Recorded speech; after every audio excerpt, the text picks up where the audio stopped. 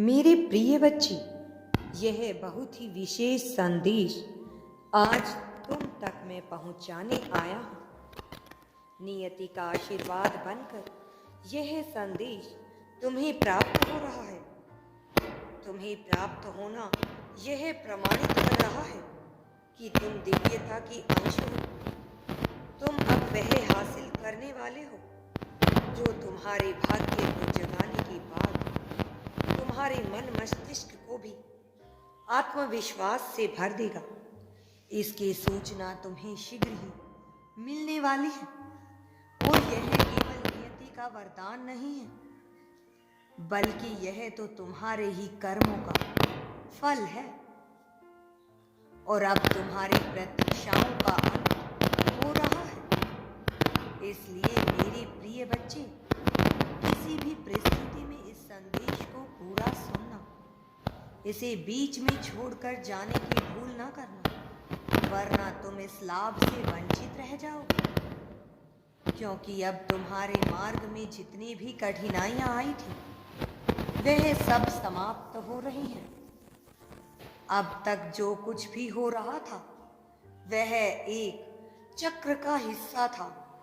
वो चक्र अब अपनी पूरी चाल चल चुका है। अब सफलता और उपलब्धियां वास्तविक रूप से तुम्हारे मार्ग में आ चुकी हैं। अब तुम्हारा नाम उस स्थान पर भी सम्मान से पुकारा जा रहा है, जहां पर अभी तक तुम्हारे कदम पड़े ही नहीं हैं।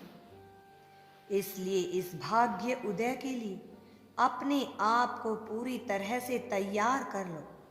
अपने मन मस्तिष्क को पूरी तरह से तैयार कर लो, क्योंकि जब मनुष्य के जीवन में चमत्कार घटने वाला होता है, तब वह इस विशेष प्रकार के परिवर्तन का अनुभव करता है।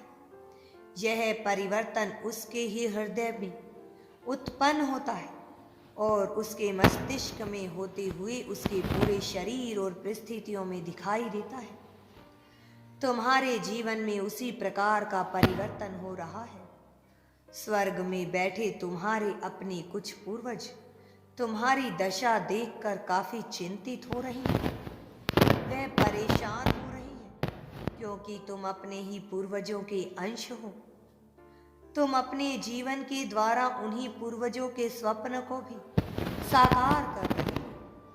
वह स्वप्न जिनका तुम्हें ज्ञान नहीं है, वह स्वप्न जो बहुत पहले नियति द्वारा रचित हो गए थे, वो स्वप्न जिसे अब तक साकार हो जाना चाहिए था, वो स्वप्न जो तुम्हारे अपनों ने देखे थे, वो अब तुम्हारे शरीर के द्वारा संपन्न कराए जाएंगे। क्योंकि हर कोई इस स्वप्न को साकार करने में सक्षम नहीं होता। हर कोई उस जिम्मेदारी को उठाने में सक्षम नहीं होता जिससे इस संसार को बचाया जा सके, जिसके एक कुल को बचाया जा सके, जिससे मानवता को बचाया जा सके, जिससे धर्म की रक्षा की जा सके। लेकिन तुम में वह सामर्थ्य है, तुम में वह क्षमता है कि तुम सृजनात्मक हो भी सकते हो, कि तुम संसार को बचा सकते हो, कि तुम अपने कुल को बचा सकते हो, कि तुम उन सभी के स्वप्न को पूर्ण कर सकते हो जो इस संसार में मौजूद नहीं है, किंतु कभी उनकी चेतना, कभी उनकी बुद्धि इस संसार में हुआ करती थी और वह एक स्वप्न देखा करते थे। ऐसा स्वप्न जिसे पूर्ण किया जाना अत्यंत आवश्यक है। और यही कारण है कि अब तुम्हारे आसपास तुम्हें बहुत सी दिव्य शक्तियों का आभास होने वाला है। तुम्हारे पास से अब कुछ ऐसा होगा जो सामान्य नहीं है, जो देखने में तो तुम्हें सामान्य लगेगा, किंतु तुम्हारे मन में घबराहट हो सकती है, थोड़े डर के भी भाव आ सकते हैं। तुम्हें ऐसा लगेगा जैसा कोई तुम्हारे करीब है, जैसे कोई तुम्हें छू रहा है। जब रात्रि में तुम अपने बिस्तर पर करवट बदलोगे, तब तुम रात्रि में सो रहे होंगे तो अचानक से तुम्हारी नींद खुल सकती है। तुम्हें ऐसा लग सकता है कि कोई तुम्हारे पास ही बैठा हो। तुम्हें ऐसा लग सकता है जैसे कोई अभी आकर तुमसे बात कर लेगा। तुम्हें ऐसा लग सकता है जैसे कोई निरंतर तुम्हें देख रहा है और तुम घबरा सकते हो। घबराहट और बेचैनी तुम पर छा सकती है, लेकिन मैं तुम्हें यही बताने आया हूँ कि ऐसी परिस्थिति में तुम्हें घबराना नहीं है। ऐसी परिस्थिति में तुम्हें भयभीत नहीं होना है। इस परिस्थिति में तुम्हें चिंतित नहीं होना, क्योंकि वह जो दिव्य आत्मा तुम्हारे पास में है वह कोई साधारण दिव्य आत्मा नहीं है। वह कोई नकारात्मक दिव्य आत्मा नहीं है। वह पूरी तरह से सकारात्मक है और तुम्हारा समर्थन देने के लिए ही तुम्हारे पास आया है।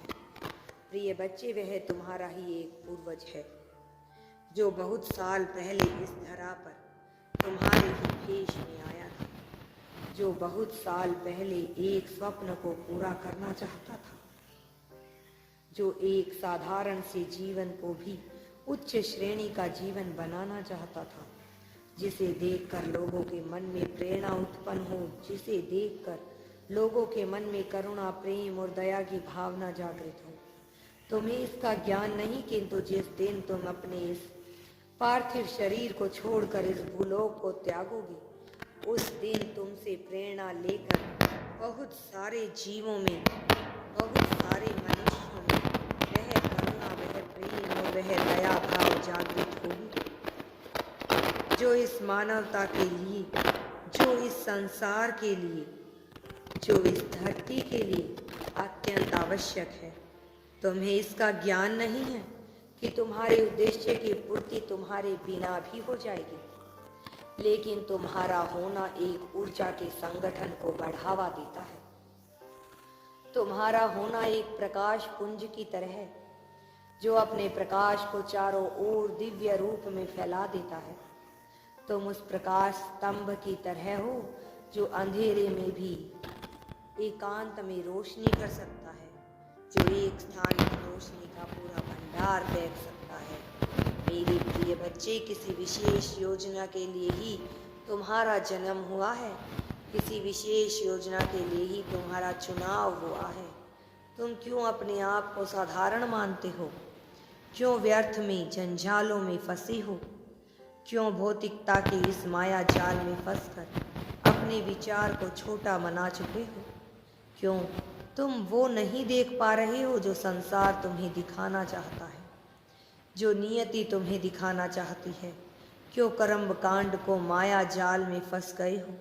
क्या सही है, क्या गलत है, क्या होना चाहिए, क्या नहीं होना चाहिए, क्या उचित है, क्या अनुचित है, क्या मैंने सही किया, मैंने गलत किया, मुझे ऐसा नहीं करना चाहिए था, मुझे वो नहीं करना चाहिए था, मुझे ऐसा कर देना चाहिए था, काश